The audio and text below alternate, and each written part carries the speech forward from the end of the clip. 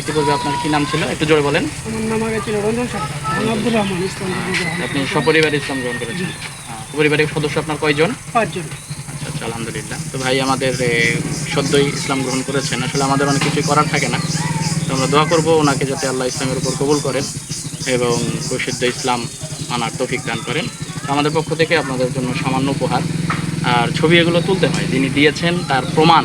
আপনারা হয়তো মনে করতে পারেন যে কেন ছবি তোলা, এটা কি আমাকে একজন দিছে, সে আমাকে চিনে না, আমি যে দিলাম না খায় ফেলাইলাম, এটার একটা কি লাগে, প্রমাণ লাগে।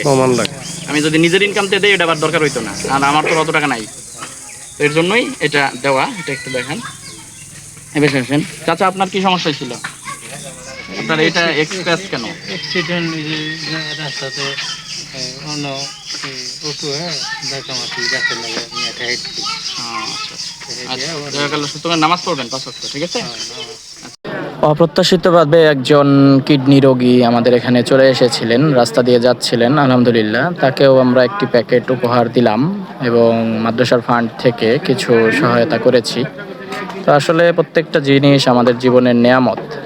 এই ব্যক্তির জায়গায় আপনি নিজেকে চিন্তা করে দেখুন, তাহলেই বুঝবেন আপনি কতটা আসলে সুখে আছেন, কতটা শান্তিতে আছেন। এই যারা লোকগুলো এসেছেন এখানে লোকলজ্জায় নিতে, তাদের থেকে আপনি কত ভালো আছেন। এজন্যই আমাদের শুকরিয়া আদায় করা উচিত, যেন মহান আল্লাহ যা দিয়েছেন তাতেই আমরা যেন সন্তুষ্টি থাকি, উপরের দিকে না তাকাই, আমরা সবসময় যেন নিচের দিকে খেয়াল করি।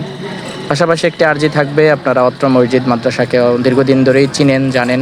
এই যে মসজিদটি দেখছেন, এটার জমি ক্রয় এবং নির্মাণ কাজে আপনাদের সর্বাত্মক সহযোগিতা এবং অংশগ্রহণ আশা করছি, যেন আল্লাহ মসজিদকে অত্র এলাকার কোরআন সুন্নাহর মারকাজ হিসেবে, শহীদিনের দাওয়াত হিসেবে কবুল করেন।